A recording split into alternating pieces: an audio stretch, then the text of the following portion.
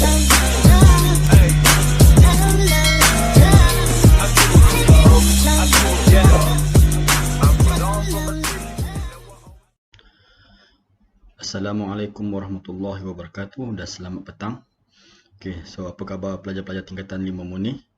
Untuk hari ini kita akan mula bincang, soalan yang saya telah berikan 2 hari yang lalu. Iaitu soalan nombor 1 yang saya dapatkan daripada kertas 2 percubaan SPM tahun 2020 Negeri Terengganu. So tanpa membuang masa, kita terus pergi ke nombor 1. Jadi soalan 1 ini adalah bahagian A. Rajah berikut menunjukkan keluk kemungkinan pengeluaran sebuah firma. So barang ada dibagi keluk barang P, barang Q, titik M. So jelaskan keadaan kombinasi pengeluaran di titik M. So langkah pertama ialah pelajar mesti tahu titik M itu apa. So, biasanya dalam soalan keluk kemungkinan pengeluaran ni dia ada titik dalam garisan, ada titik di atas garisan dan juga titik di luar garisan. Jadi untuk soalan hari ini, soalan menanyakan titik di dalam garisan. So apa situasi yang berlaku dengan titik di dalam garisan itu? So kita tengok apa jawapan dia. Penerangan. So yang pertama kamu mesti tahu titik M itu ialah masalah pengeluaran yang tidak cekap. So titik M itu ialah masalah pengeluaran yang tidak cekap. So macam mana kamu nak tulis jawapan? Ini cadangan jawapan daripada saya. Keadaan di titik M merujuk kepada masalah pengeluaran yang tidak cekap. Di situ sudah 1 markah. Ini kerana ekonomi gagal menggunakan faktor pengeluaran yang ada dengan sepenuhnya. Situ pun sudah 1 markah. Berlakunya masalah pembaziran sumber ataupun berlakunya masalah pembaziran ataupun berlakunya masalah pengangguran.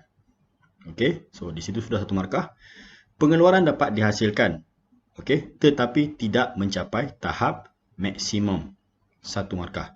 Kerana faktor pengeluaran tidak digunakan sepenuhnya. So ayat kerana faktor pengeluaran tidak digunakan sepenuhnya itu tidak ada markah sebab itu adalah isi yang berulang. Isi yang berulang. So ini cadangan bagaimana pelajar nak tulis jawapan 1A. Apa itu titik M. So bila saya dah paparkan ini, saya harap pelajar memang salin. Saya minta pelajar untuk salin jawapan ini.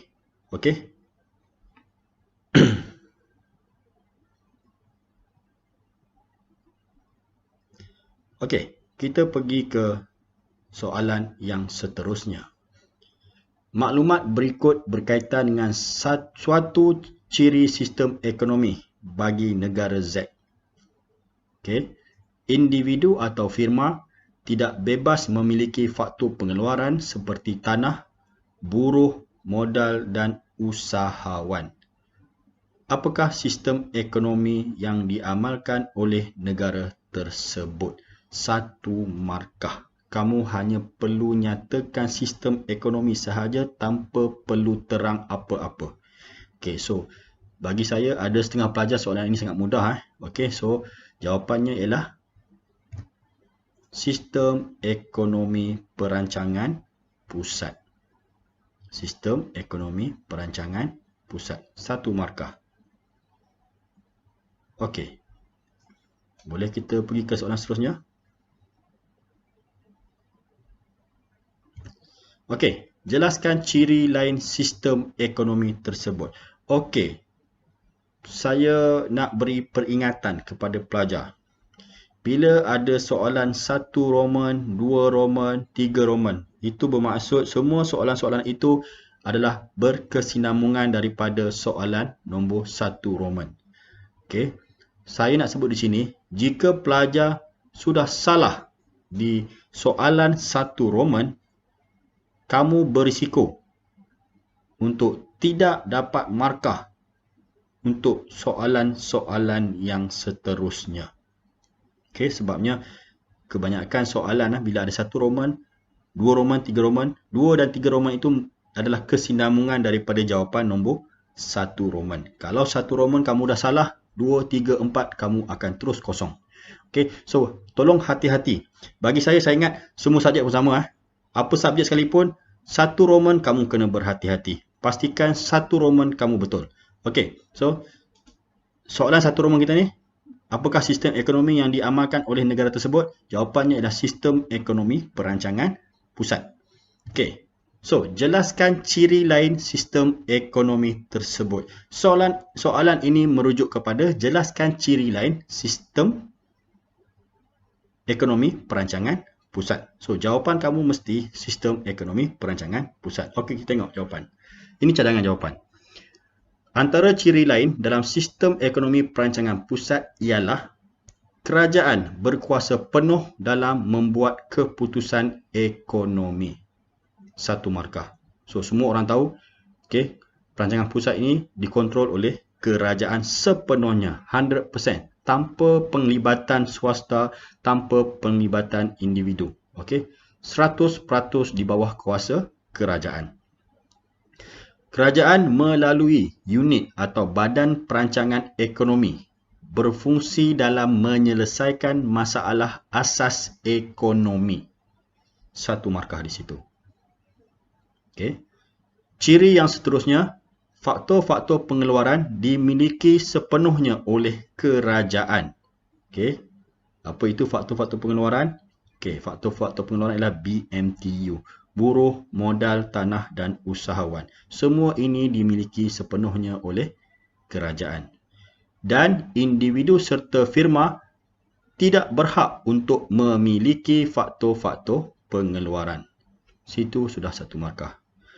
Sistem ini juga, sistem ekonomi perancangan pusat juga mengutamakan kebajikan rakyat. Okey, sistem ini menjaga kebajikan rakyat. 1 markah.